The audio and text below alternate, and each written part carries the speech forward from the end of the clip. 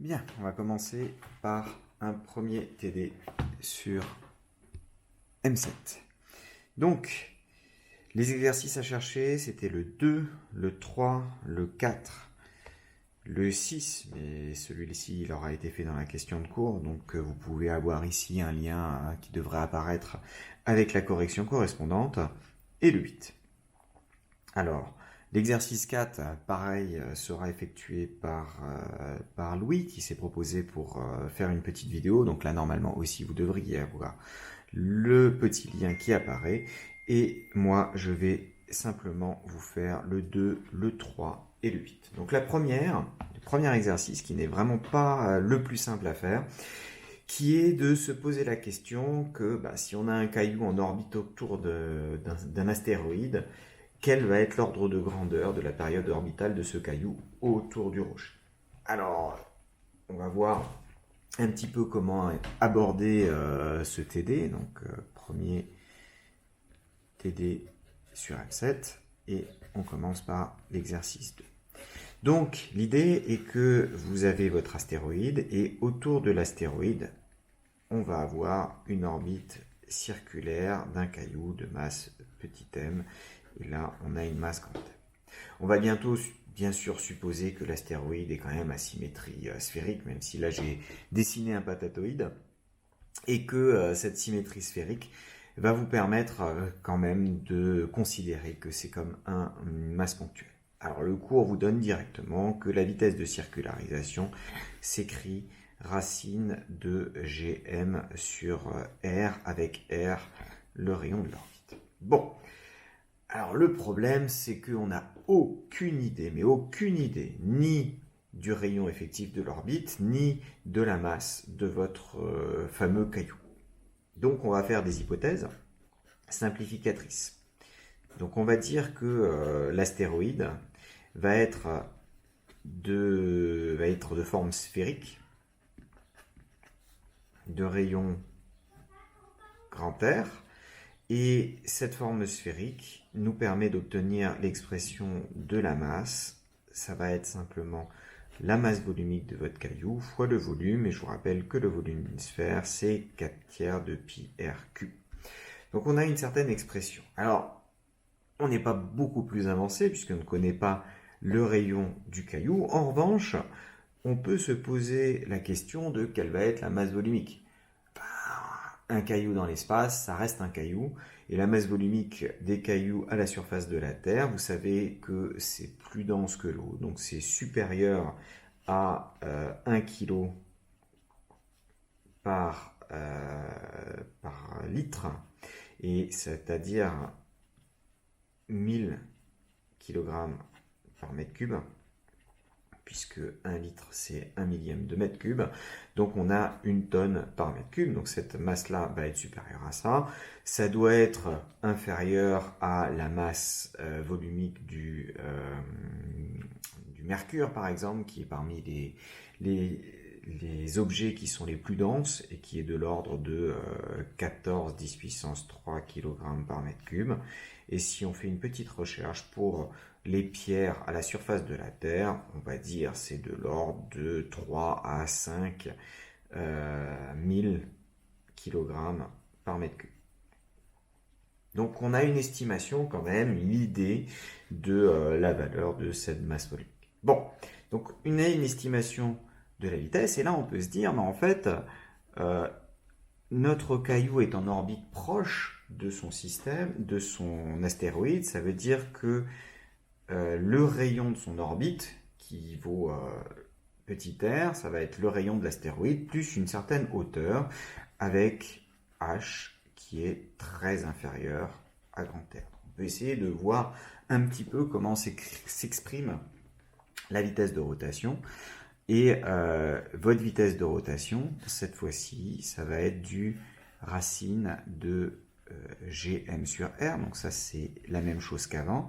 Sauf que maintenant, on va pouvoir remplacer par l'expression. Donc j'ai du G, j'ai du grand R plus H. Et là, maintenant, j'ai du ρ fois 4 tiers de pi grand R cube. Bon.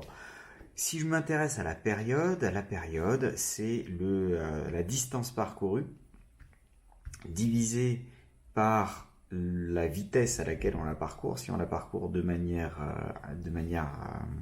constante. Et donc cette distance parcourue, c'est 2π fois petit r divisé par v. Donc quand je remplace dans l'expression de ma vitesse, je vais avoir du 2π petit r divisé par racine de gm sur r. Et si je mets tout dans la racine, ça me fait du 2π racine de r cube sur gm. Je vais remplacer maintenant ma masse par son expression ici, et le petit r par grand R plus H, et vous allez voir qu'en fait, je me retrouve avec du 2π racine de... alors le 3 va passer en haut, j'ai du 4g rho, et j'ai une deuxième racine qui fait intervenir du R sur grand R au cube. Et donc, j'ai du 2π, alors la racine de 4 pourrait peut-être me simplifier ça, donc racine de 3 sur 4g rho multiplié par grand R plus H sur grand R à la puissance 3,5. Je vous rappelle que comme H est très inférieur au rayon de l'astéroïde, on parle de, je sais pas moi, quelques dizaines de mètres comparé à 1 km de rayon, ben vous avez que ce R plus H sur R à la puissance 3,5. Alors vraiment, en première approximation à la bouche, ça va être égal à 1. Hein. Je veux une estimation avec des facteurs de l'ordre de 60, entre 2 minutes, 2 heures, ou de 24 avec 2 jours. Donc vraiment des choses importantes de différence par rapport aux valeurs qui sont proposées. Bon, donc la période va être à peu près de l'ordre de 2π racine de 3 sur 4 rho g. Et si on fait l'application numérique, 2π ça fait 6.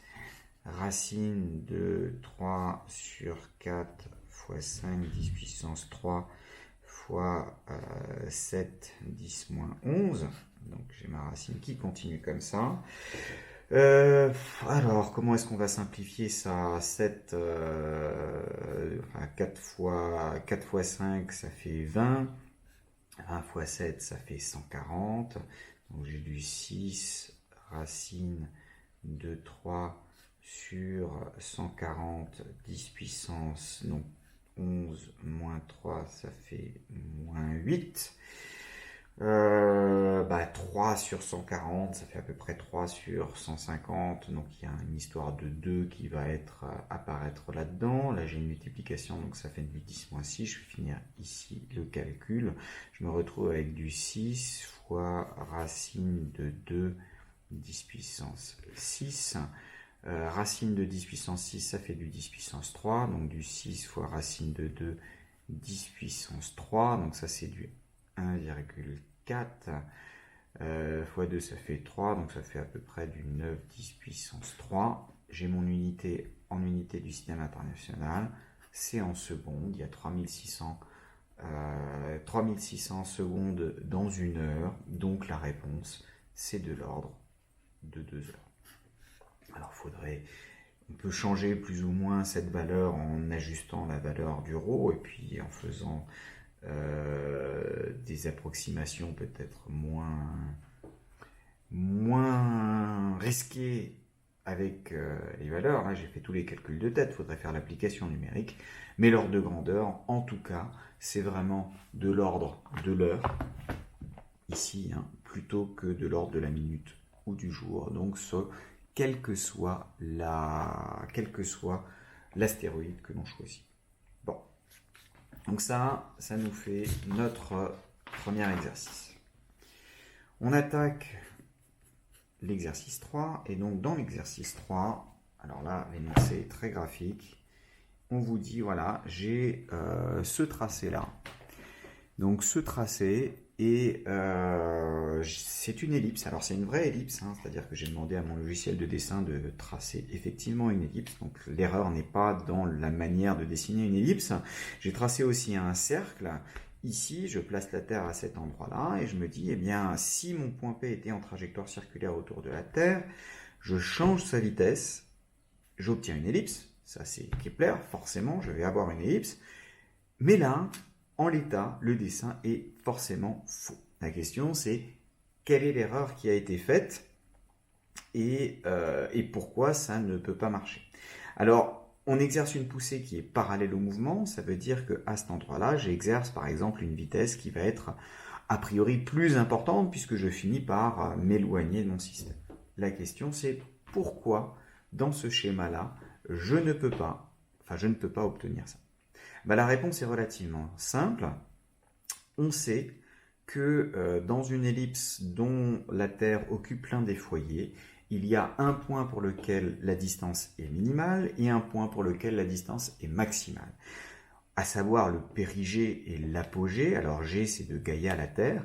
Donc le point le plus proche de la Terre, le point le plus éloigné de la Terre. Et ces deux points sur l'orbite elliptique sont forcément à 180 degrés de distance. Ils sont diamétralement opposés. Donc, si là, j'ai clairement le point le plus éloigné de la Terre, celui-ci doit être le point le plus proche de la Terre. Or, vous voyez que systématiquement, à cet endroit-là, par définition du cercle, les points qui sont sur les pointillés ici sont forcément plus proches de la Terre qu'ils ne le sont, que ne l'est été le point P, puisque tous les points qui sont sur ce cercle étaient équidistants de la Terre par rapport à P. Donc, P n'est pas le point le plus proche de la Terre, alors que celui-ci est le plus éloigné. Résultat, ça n'est pas une trajectoire acceptable. Et là, le seul problème, c'est qu'en fait, j'ai dessiné une ellipse et j'ai mis la Terre pas sur son foyer. Les foyers sont beaucoup plus proches ici, parce que mon ellipse est quand même relativement écrasée comme ça. Résultat, donc le foyer n'est pas, la Terre n'est pas sur le foyer et la trajectoire n'est pas bonne. Si je donne une poussée, mon système doit tout de suite s'éloigner et ensuite me tracer une ellipse qui frappe comme ça et qui passera à l'extérieur. Donc la correction pour cet exercice-là, c'est principalement du visuel, avec une explication qui dit que les points qui sont là sont plus proches de P alors que P est censé être le périgée, d'où l'incohérence et le fait que dans le dessin, on a oublié de mettre la Terre au bon endroit. Ok, donc en résumé, le périgée n'est pas le plus proche, d'où le problème. Plus proche de T, donc problème. Incohérence. L'exercice 4, vous aurez un petit lien ici qui va apparaître avec le corrigé proposé par lui, et puis si besoin je commenterai dessus. Donc on continue. L'exercice 6, lui aussi, c'était dans la question de cours de ce matin, donc vous allez avoir un lien qui va apparaître dans le coin supérieur droit pour montrer ça. Et donc il me reste encore l'exercice 8. Et dans l'exercice 8, il s'agit de lancer un satellite. Donc vous avez la Terre qui est là, qui tourne autour d'elle-même. Vous avez une petite fusée, qui est censée vous lancer votre satellite, et ensuite, une fois que le satellite est là, il arrive en orbite circulaire. Alors pas forcément comme ça, il peut être plutôt en orbite comme ça ou comme ça autour de la Terre. Ça dépend de comment vous le lancez, mais la question qu'on se pose, c'est quelle est l'énergie qu'il faut fournir au satellite pour aller sur une orbite circulaire de rayon R. Donc là, il suffit de faire un bilan énergétique et se poser la question de quelle est l'énergie au départ et quelle est l'énergie à la fin.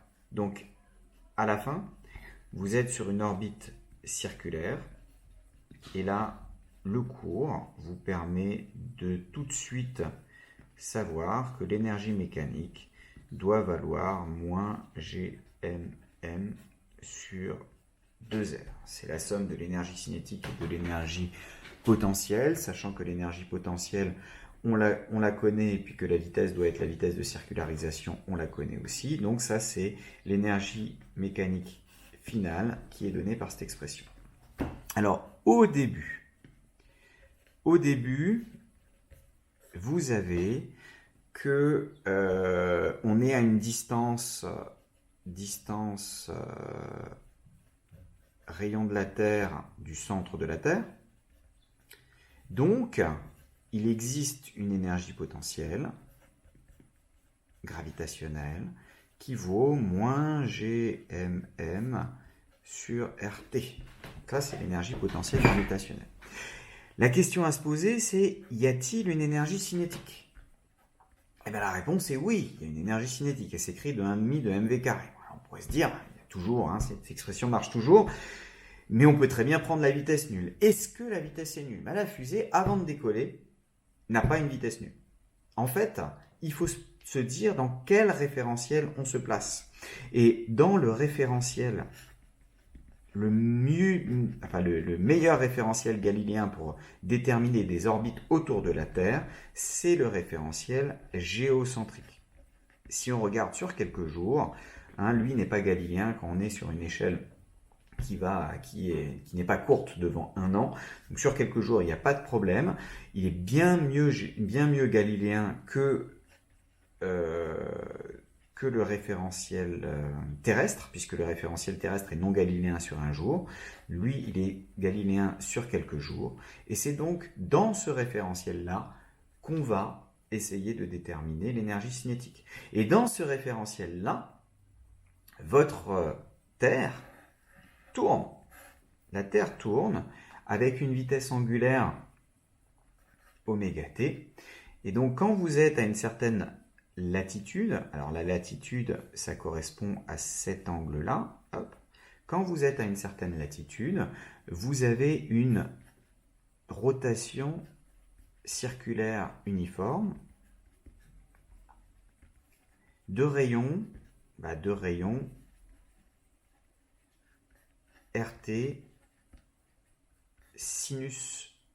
cosinus lambda, puisque c'est cette distance-là qui m'intéresse, et le lambda, je le retrouve ici, c'est donc le côté adjacent. Donc on a une rotation circulaire de rayon RT cosinus lambda, et donc une vitesse initiale qui va s'écrire le rayon RT cos lambda multiplié par la vitesse angulaire oméga t. Cette vitesse angulaire, il suffit de se poser la question, c'est la Terre tourne de 2π pendant une période terrestre qui correspond à 24 heures. Elle tourne sur 23h56 minutes, ce qui nous intéresse, c'est le jour sidéral.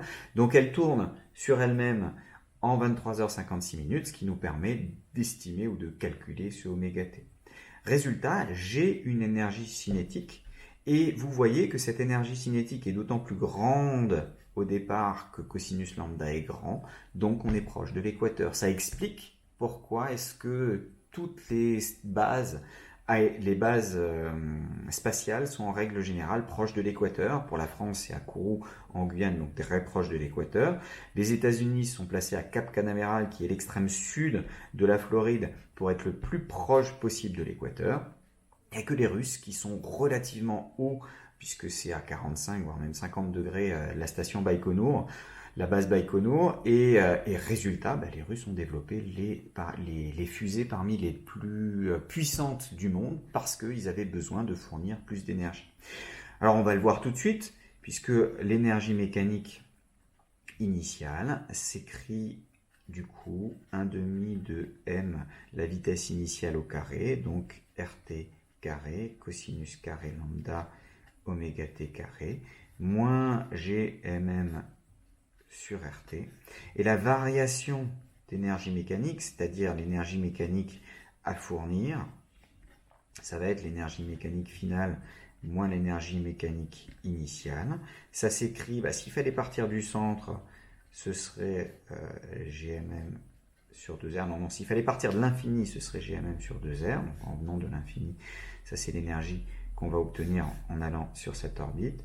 Donc ça c'est l'énergie finale, donc elle est négative. Et l'énergie fournie par l'opérateur, ça va être l'opposé de cette variation d'énergie mécanique. Donc, on a un terme qu'on gagne toujours, mais qui est le même pour tout le monde, puisqu'on est tous au ras du sol à une distance RT du centre de la Terre. Et on a un terme qui varie selon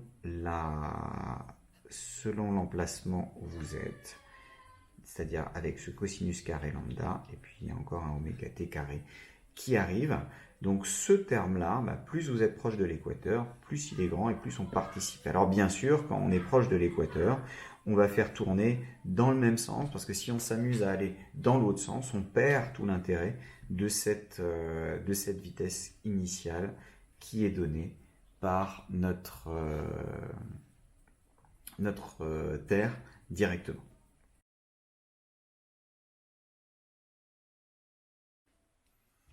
Bon alors, qui a vu la petite erreur d'application numérique qui s'est glissée dans mon calcul? Alors il ne s'agit pas d'une erreur de raisonnement, le raisonnement est toujours le même, il s'appuie autour du fait que ma période est reliée au rayon sur la vitesse. J'aurais aussi pu utiliser d'ailleurs la troisième loi de Kepler pour obtenir ça, puisque vous reconnaissez du t carré avec la racine et du r cube ici. C'est exactement la même chose, mais l'erreur n'est pas là, l'erreur est dans une simple remplacement quand je remplace mon expression de la masse. Quand je remplace l'expression de la masse, il y avait une complication, c'était qu'il fallait passer à l'inverse. Je me suis focalisé sur ce 4 tiers qui devient le 3 quarts qui est ici, donc ça c'était correct. Le ρ, je le retrouve ici, le r, je le retrouve ici, mais j'ai oublié le pi qui était là. Et donc, je dois avoir un pi supplémentaire là-dedans, qui se retrouve là. Pi, donc toujours ici, et pi dans l'application numérique, en fait, ça fait 3 à peu près. Et donc, si je le prends, alors j'aurais pu simplifier ici, mais finalement 3 sur 1,4 ou 1,5, ça fait 2, c'était plutôt sympathique. Je me retrouve avec du racine de 2 tiers. Racine de 2 tiers, lui par contre, c'est beaucoup plus proche de 1 que ne l'était racine de 2. Enfin, tout du moins c'est dans l'autre sens, donc on devrait obtenir quelque chose qui est de l'ordre de 5 10 puissance 3 secondes, et là ça me rassure, parce que je me souvenais bien qu'il y avait une histoire de 2 heures, mais 5 10 puissance 3 secondes, ou 6 10 puissance 3 secondes, ou plutôt 7 même, 7,2 10 puissance 3 secondes, ça vous donne bien les 2 heures. On retrouve en fait ici la même chose que la durée d'une orbite basse, donc d'une révolution en orbite basse autour de la Terre, et donc quelque chose de l'ordre de 1h30, et donc en première approximation 2 heures, correspond bien mieux que les 2 minutes, 2 jours ou 2 années qui étaient aussi proposées là-dedans.